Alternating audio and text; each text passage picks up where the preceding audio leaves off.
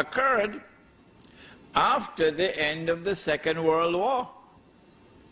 Very interesting things happened before that, but I don't want to keep you here until 11 o'clock, so let's cut out part of it. You can get it in this book here, Prohibition of Riba in the Quran and Sunnah. And let me go straight to the end of the Second World War. The European powers who were victorious, they now called an international monetary conference and invited the rest of the world to attend. It was held in a place in upstate New York called Bretton Woods. And there were Muslim countries present. Saudi Arabia was there. It was held in 1944. And out of the negotiations of Bretton Woods emerged the Bretton Woods Agreement, which created a new international monetary system. Two important things were agreed upon at Bretton Woods. Number one, prepare yourself for it. Not all checks can be cashed. Only one check. Which one? The US dollar. Only this currency can be redeemed for gold at $35 an ounce. So this is halal. But all the rest of the paper money in the world are now checks which cannot be cashed. You could exchange them for the US dollar, check for check, but you cannot cash them. That's the first agreement at Bretton Woods. And so now it's plain. This system is 99% haram, only 1% halal. That is the US dollar, which the US government has promised that if you come with US dollars, we will convert it for you to gold at $35 an ounce. We gave our word to you, and we will keep our word, and we put it on the US dollar. Did you see it? In God we trust. Ever saw it? The second thing that came out of the Bretton Woods Agreement was that not every individual can take his US dollars to have it converted into gold, redeemed. No, no, no, no, no, no, no. Only governments, only central banks can do it, not individuals. So are we not a part of the market? This system is now 99.9% haram. It is only 0.1% halal, meaning that a government can go to the United States and say, here are US dollars that we have, we want you to redeem it for gold at $35 an ounce. You gave your word, now keep your word. So 0.1% halal. This is the Bretton Woods Agreement. And it lasted from 1944 until 1971. Some of you, I believe, must have been born already by 1971. In 1971, September 1971, the British government, island of Tamim Budari, the British government came in one Friday evening to Uncle Sam. Uncle Sam is the US government, and said, Uncle Sam, we got $3 billion US dollars here. We want to cash these checks. You promised on the Bretton Woods, you promised to do it. $3 billion US dollars to be redeemed into gold at $35 an ounce.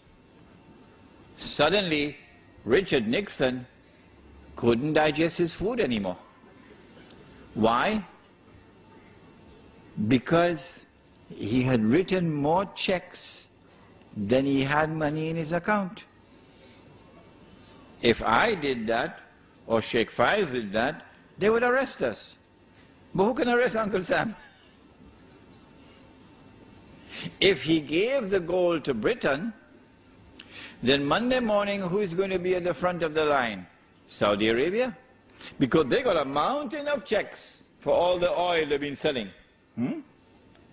And they will say, if the British wanted the gold, we better go and do it quickly. But Uncle Sam didn't have the gold to redeem all that US dollars. So Uncle Sam retired to Camp David, Richard Nixon. And then on Sunday, he addressed the world and he said, we gave our word, but we don't have to keep it. And so the Bretton Woods Agreement collapsed in September 1971.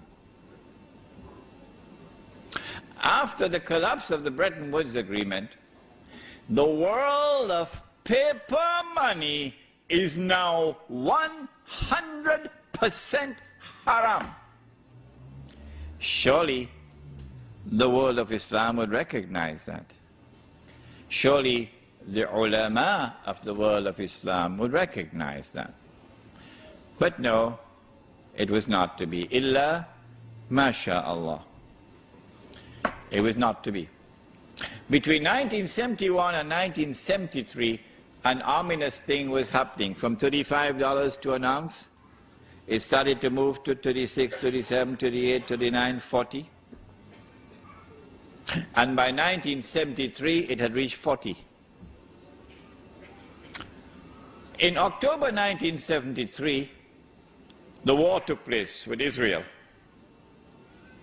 And King Faisal, for whom we always say rahimahullah, imposed an oil boycott on the United States. You remember?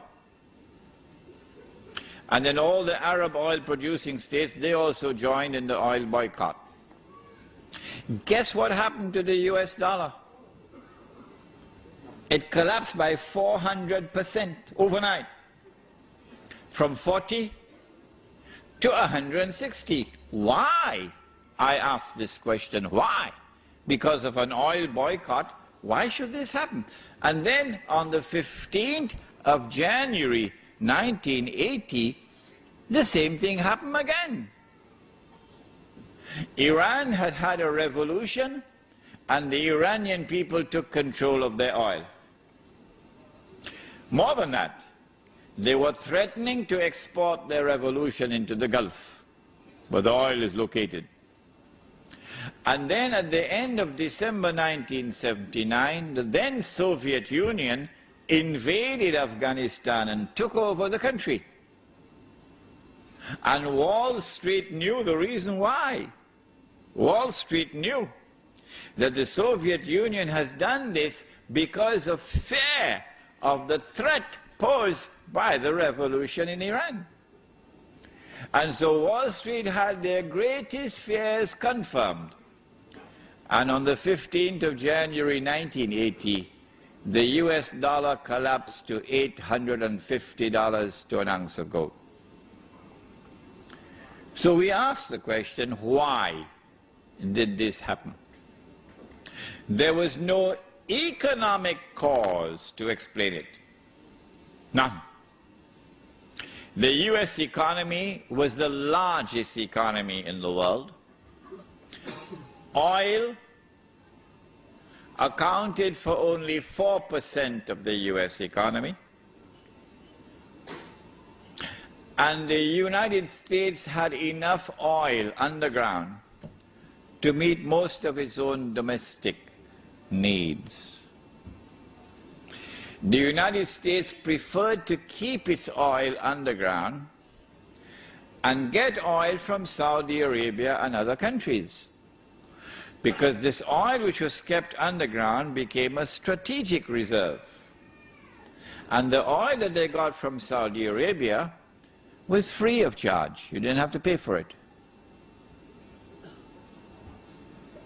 Did you hear that? Huh? Did you hear that?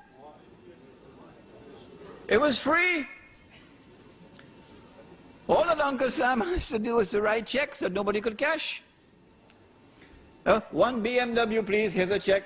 Can I have a Mercedes, please? Here's a check. I have no money in my account.